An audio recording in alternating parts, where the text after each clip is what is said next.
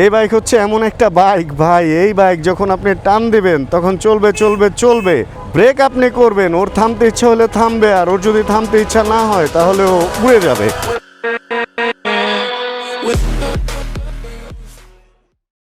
আজকে আমরা যে বাইকটা নিয়ে ভিডিও করতেছি, এই বাইকটা না একটা খুবই ভয়ঙ্কর বাইক। ভয়ঙ্কর মানে ভাই কড়া ভয়ঙ্কর। এটা হলো 4V। এটা কার্বোরেটর ভ্যারিয়েন্ট, অ্যান্ড এটাতে ABS নাই। এই জন্য এই বাইকটাকে আমি ভয়ঙ্কর বলছি, কারণ সবচেয়ে বেশি তাউরামি ছাপরামি এই বাইকটা নিয়ে হয়। অ্যান্ড যত ভদ্রলোকই এই বাইকটা চালাক না কেন, আমি বলবো না এই বাইকটা কার, কারণ যত ভদ্রলোক এই বাইকটা চালাক না কেন, এটার মধ্যে কিছু ব্যাপার স্যাপার আপনি লক্ষ্য করবেন, সেটা থাকবেই। আমার দেখা বাইকারদের মধ্যে বেশ ভদ্র একটা বাইকার হচ্ছে এই বাইকটার ওনার, কিন্তু উনি যে 4V চালায় এটা আমি জানতাম না। বেশ ভদ্রলোক, সব ঠিক আছে, কিন্তু দেখেন 4Vর ব্যাপারগুলা। এখানে একটা আফটার মার্কেট কেবল লাগানো হোজ পাইপ, অ্যান্ড এইখানে একটা after market hose pipe and non ABS, and চাকা চেঞ্জ করা দুইটাই ম্যাসেটার, অ্যান্ড তারপরে হচ্ছে পেছনে এক্সাইজ বড় লাগানো, অ্যান্ড সামনে 17 অ্যান্ড ভেতরে হাইড্রোলিক হর্ন। ভাই বুঝছেন তো, এত ভদ্রলোক, তারপরেও যখন ব্যাপারটা 4Vর আসে তখন যেদিক থেকেই তাকাবেন সেদিক থেকে একটা ডিফারেন্স চোখে পড়বে। S1 লাগাইছে, এছাড়া উপায় নাই RCB S1 ছাড়া। কারণ হচ্ছে এই বাইকে আপনি যদি স্টক এই ফ্রন্ট ব্রেক মাস্টার সিলিন্ডার চালাইতে চান, ওটার অবস্থা খুবই খারাপ থাকে। এনে যে আরেকটা জিনিস, সুপারম্যান দিয়ে নিজের নাম লিখে রাখা, সোয়াগ গরুর মাথা, ভাই 4Vর সাথে এটাই যায়। এই বাইকটা হচ্ছে একদম লাস্ট ভেরিয়েন্টটা না, মানে কি কানেক্ট যেন বলে না, এক্স কানেক্ট যে, ওইটা না মেবি, এটা ওটার আগেরটা। সবচেয়ে ভয়ঙ্কর বাইক, সবচেয়ে বেশি অ্যাক্সিডেন্ট রেকর্ড এই বাইকটার সাথে ঘটে গেছে। যাক চলেন আমরা বাইকটা একটু চালাবো। অ্যান্ড এই বাইকটা আমি আসলে কখনোই চালাই নাই। এটা কি এক্স কানেক্টটা আসলে না, এটার মধ্যে তো ওই এক্স কানেক্টের মাথাই না, কিন্তু বাইকটা এক্স কানেক্টের মতো লাগতেছে, মাথাটা আবার আগের মডেলের মতো লাগতেছে। ভাই 4Vর দ্বারা সবই সম্ভব। বিসমিল্লাহির রহমানির রহিম। আমার সত্যি কথা, এই একটা বাইক কখনো আমি চালাই নাই, কেন জানেন? আমার অলওয়েজ মনে হয়েছে যে বাইকটা অ্যাক্সিডেন্ট করব আমি চালাইতে গেলে। আচ্ছা মিটারও তো এক্স কানেক্টের, মানে বুঝলাম না, এক্স কানেক্টের সব কিছু চাপা আবার এক্স কানেক্টের না। কী রঙের লাইট জ্বলে এটা দেখলে হয়তো বোঝা যেতে পারে। হেডলাইটের কোনো সুইচ নাই, স্টার্ট হইতে একটু ঝামেলা করতেছে। 2 কাটা তেল আছে, অ্যান্ড 4Vতে কিন্তু তেল সবাই একটু কম রাখবে। এটা 4Vর যেই নিজস্বতা ওটার সাথে যায় যে তেল একটু কম থাকতে হবে। 4V নিয়ে বাজে কথা বলার জন্য আজকের ভিডিও না, আজকের ভিডিওটা হচ্ছে 4Vর পুরা যত ধরনের যত ব্যাপার স্যাপার আছে 4Vর, মানে 4V বাংলাদেশে আসা থেকে শুরু করে এখন পর্যন্ত এর যেই ইনিশিয়েটিভগুলো ছিল, প্রথম দিকে ওর আসার যেই ভাইব, অ্যান্ড তারপরে ওর যে মার্কেটে উত্থান, এবং তারপরে আস্তে আস্তে পতন, এবং তারপর এখন বিলীনের পথে 4V কেন যাচ্ছে, এই জিনিসগুলো নিয়ে আজকে কথা বলবো। আর আরেকটা ব্যাপার আপনাদেরকে বলে রাখি, আজকের ভিডিওটা 4Vর ভালো মন্দ না, আজকের ভিডিওটা TVS-এর জন্য, যে আপনারা এইভাবে একটা বাইককে আনছিলেন, এই ঘটনায় এই হয়েছে অ্যাজ এ ইউজার, আমরা যেভাবে দেখতেছি ব্যাপারটা ওটাই শেয়ার করব, কারণ এই ভুলগুলো শুধরাইলে 4V হয়তো আবার ভালো কিছু করবে। ফার্স্ট অফ অল, বাংলাদেশে যখন পাওয়ারফুল বাইকের খুব অভাব, এবং হঠাৎ করে R15 V3 আসলো বেশ পাওয়ার নিয়ে, কিন্তু দামটা 5 লাখ, তখন 4V দ্বিতীয় অপশন ছিল পাওয়ারফুল বাইকের।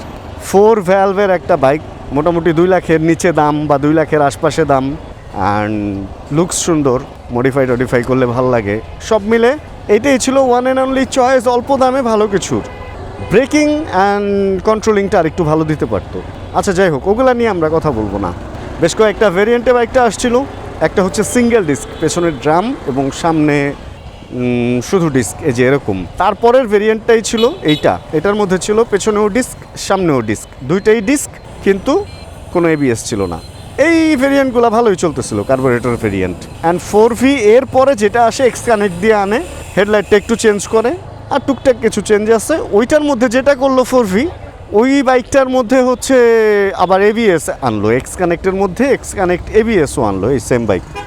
ওইটা আনার পর যুগান্ত সৃষ্টিকারী একটা ব্যাপার হয়। কারণ কি দেখেন, কারণ হচ্ছে এই বাইকটা প্রচুর অ্যাক্সিডেন্ট করতো উইদাউট ABS আসছে, অ্যান্ড পাওয়ার দিছে সেই তুমুল টান, অ্যান্ড তারপরে ব্রেক, তারপরে অ্যাক্সিডেন্ট, অনেক লোকের অনেক কিছু ক্ষতি হয়েছে বা মারা গেছে।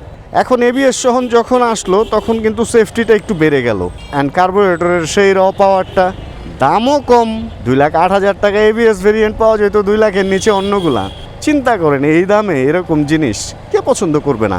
অ্যান্ড বাইক কিন্তু আরামদায়ক, সিট বলেন, বাইকের হ্যান্ডলিং বলেন, কন্ট্রোলিং বলেন, সব কিছু মিলে পাওয়ারটা যদি আপনি কন্ট্রোলে রেখে চালান, গুড এনাফ।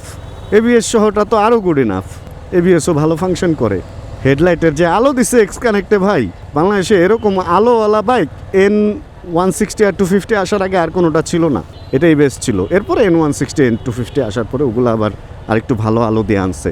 আচ্ছা ওদিকে না যাই, এখন এই বাইকের ব্যাপার যেটা হইলো, তারপর এভিএস ভেরিয়েন্ট আসার পর মোটামুটি 2,08,000 টাকা এত সুন্দর একটা ডিল হওয়াতে তুমুল বিক্রি হইলো। যার বাজেট কম সে ডুয়েল ডিস্ক কিনলো, যার আরও বাজেট কম সে মানে 125 সিসি একটা বাইক না কিনে 160 সিসির একটা বাইক কিনতেছে।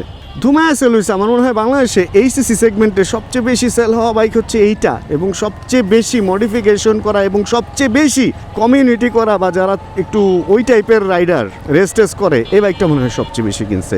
ভাই টিভিএস কম বেচে নাই, তাই না? অনেক বেচছে।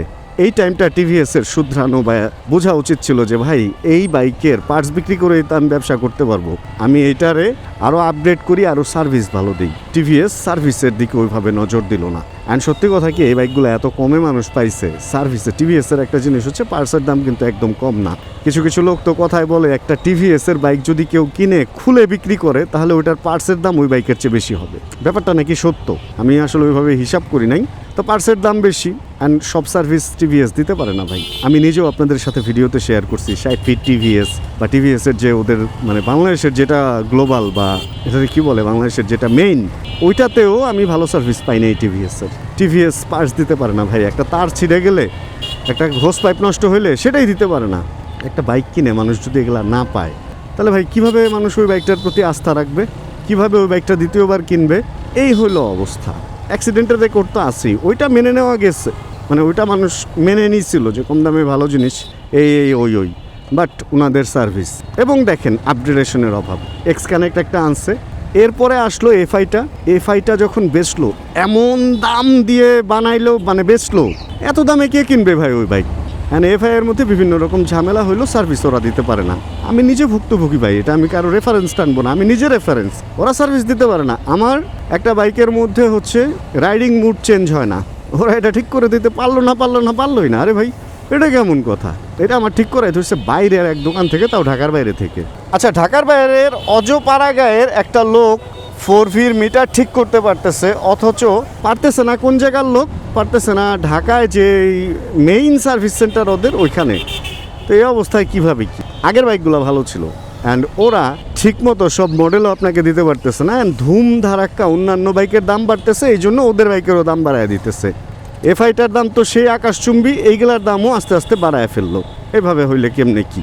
এবং দেখেন তারপরে 4V যে মার্কেটটা ধরবে বা টিভিএস যে মার্কেটটা ধরে থাকবে, ওদের যে অন্যান্য আধুনিক বাইকগুলো আছে সেগুলোও মার্কেটে আনতেছে না। 4V'র যেটা 200cc ওইটাও আসতেছে না, এরপরে RR310 বা ওটার যে RTR 310 এগুলোও আনতেছে না।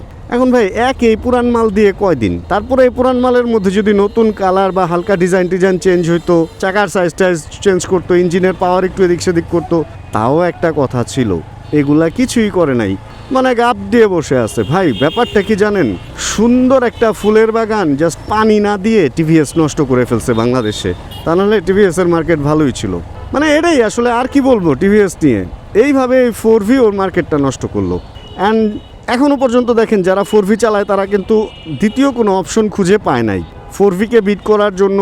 এখন নাম ধরে যদি বলতে হয় কি বলবো, আসলে না, কোনো ব্র্যান্ডের নাম ধরে বলার কিছু নাই। মানুষ ট্রাই করছে অন্যান্য ব্র্যান্ডের আরও হায়ার সিসি বাইক কিনে ট্রাই করছে যে 4V'র জায়গাটা ওটারে দিয়ে দখল করাবে। বাট ভাই এই লুকস, এই পাওয়ার, এই দাম, এইভাবে এই কম্বিনেশনটা অন্য কোনো ব্র্যান্ড দিতে পারে নাই।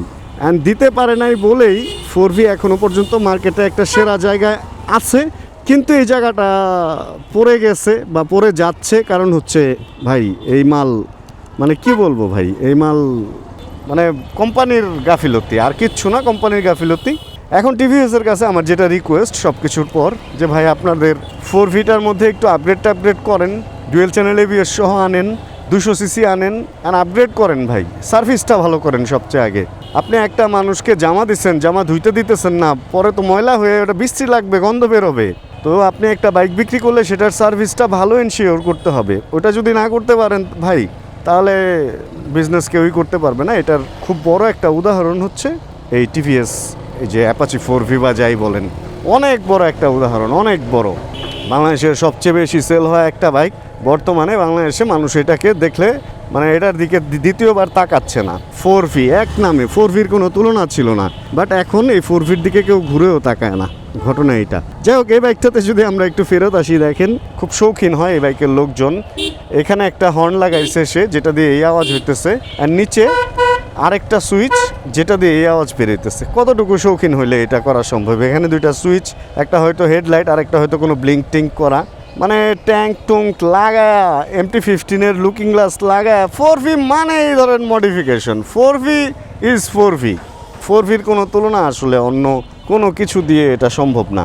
হঠাৎ করে বাইকটা পাইলাম, তাই এই চিকন চাকন রাস্তায় চালাইলাম, কারণ এই বাইক টান দিলে, এই বাইক হচ্ছে এমন একটা বাইক ভাই, এই বাইক যখন আপনি টান দিবেন তখন চলবে চলবে চলবে।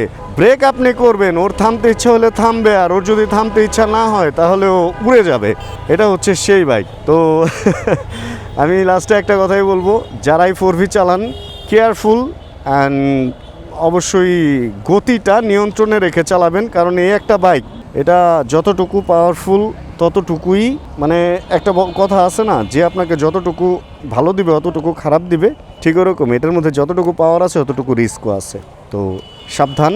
অ্যান্ড দেখেন ফগ লাইটও লাগানো আছে ভাই। 4Vর মধ্যে মানুষ কি না করে আর কি যে করে। 4V যারা চালায় তারাও মাল, 4V নিজেও একটা মাল। যাই হোক, আজকের ভিডিও এতটুকু। যদি এই ভিডিওতে কোনো কিছু ভালো লাগে, ছোটো করে একটা লাইক দিয়ে দিন। চ্যানেল যদি নতুন হন প্লিজ সাবস্ক্রাইব করে হয়ে যান আমাদের ফ্যামিলি মেম্বার। অ্যান্ড দেখেন এখানে যতক্ষণ পরবর্তী মানে ভিডিও নিয়ে আবার আমি না আসতেছি, ততক্ষণ ইনশাআল্লাহ আমরা থাকবো ভালো, আমরা থাকবো সুস্থ এবং করতে থাকবো চিল ইনশাআল্লাহ। 4V নিয়ে অন্য কোনো ভিডিও চাইলে বললেন, আবার ফুল রিভিউ দিব ইনশাআল্লাহ। Chill bro.